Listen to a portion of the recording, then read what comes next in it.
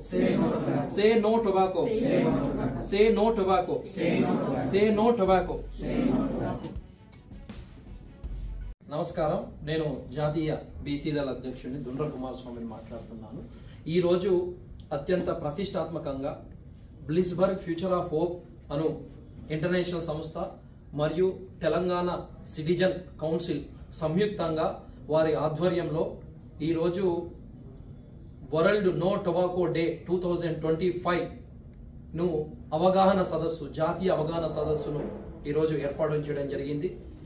అంతేకాకుండా ఈరోజు పొగాకు వ్యసనం నుండి యువతను మరియు సమాజాన్ని కాపాడేందుకు ప్రతి ఒక్కరూ నడుం బిగించాలి, కృషి చేయాలని ఓ పౌరుడిగా ప్రతి ఒక్కరూ ఈ యొక్క పొగాకు వ్యసనం నుంచి కాపాడాలని తెలియజేస్తా ఉన్నాను. పొగాకు వాడడం వల్ల ఈరోజు అనేక ఆరోగ్య సమస్యలు వస్తున్నాయి, మనందరికీ తెలిసిన విషయమే. ముఖ్యంగా లంగ్ క్యాన్సర్ కావచ్చు, మరియు ఈరోజు ఆస్తమా కావచ్చు, ఈరోజు క్యాన్సర్ కావచ్చు, గుండె జబ్బులు కావచ్చు, రెస్పిరేటరీ ట్రాక్ట్ ప్రాబ్లమ్స్ అనేక వస్తున్నాయని మనందరికీ తెలిసిందే. ముఖ్యంగా వీటిని అరికట్టడానికి మనందరము చర్యలు తీసుకోవాలి, ముందుకు రావాలి. యువత యొక్క భవిష్యత్తును చీకటిలోకి నెట్టివేయబడుతుంది ఈ పొగాకు వాడకం ద్వారా. అంతేకాకుండా ఈ పొగాకు వాడడం వల్ల ఒక వ్యక్తికి మాత్రమే కాదు, వారి చుట్టుపక్కల ఉన్న వారికి కూడా అనేక ఆరోగ్య సమస్యలు తలెత్తుతున్నాయి. దీనినే సెకండ్ హ్యాండ్ స్మోక్ అని ద్వారా అనేక సమస్యలు వస్తున్నాయి. ముఖ్యంగా ఈరోజు మనం ఒక్కసారి WHO నివేదికను మనం చూసుకున్నట్లయితే, పరిశీలించినట్లయితే ఈరోజు ప్రపంచ స్థాయిలో ప్రతి సంవత్సరం 80 లక్షల మంది ఈ పొగాకు వాడడం వల్ల మరణిస్తున్నారు. మరియు అంతేకాకుండా ఈరోజు సెకండ్ హ్యాండ్ స్మోక్ ద్వారా 10 నుంచి 12 లక్షల మందికి అనేక ఆరోగ్య సమస్యలు బాధితులుగా తయారవుతూ ఉన్నారు.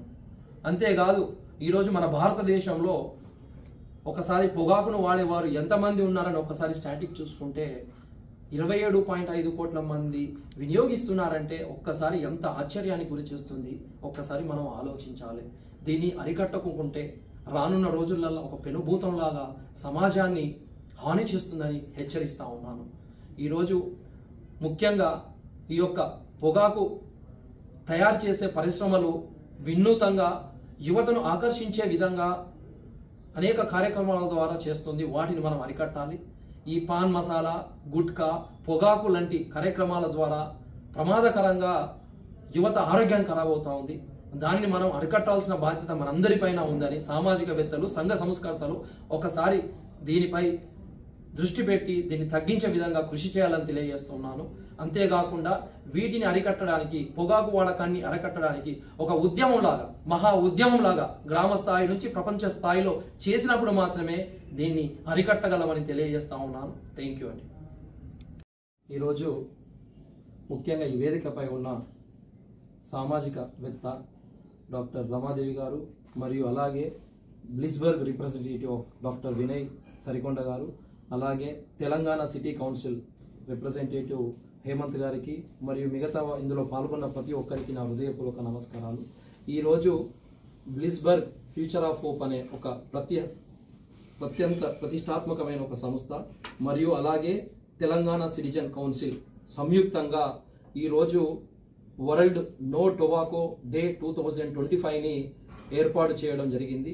ఈ యొక్క జాతీయ సదస్సుకు హాజరైన ప్రతి ఒక్కరికి, మేధావులకు, ఇంటలెక్చువల్కు మరియు సామాజిక సేవ కర్తలందరికీ నా యొక్క హృదయపూర్వక నమస్కారాలు తెలియజేస్తూ, ఈరోజు పొగాకు వ్యసనం నుండి యువతను మరియు ఈ సమాజాన్ని కాపాడాల్సిన బాధ్యత ప్రతి ఒక్కరిది అని, మనందరిది అని తెలియజేస్తా ఉన్నాను. పొగాకు వాడకం ద్వారా ఆరోగ్యం అనేది చాలా తీవ్రంగా ఖరాబ్ అవుతా ఉంది. ఉదాహరణకు చూసుకున్నట్లయితే లంగ్ క్యాన్సర్ కావచ్చు, మరియు గుండె సమస్యలు కావచ్చు, మరియు అంతేకాకుండా ఆస్మా, అలాగే మరియు అనేక న్యూమోనియా లాంటి సమస్యలు కూడా తలెత్తుతున్నాయి, మనందరికీ తెలిసిందే.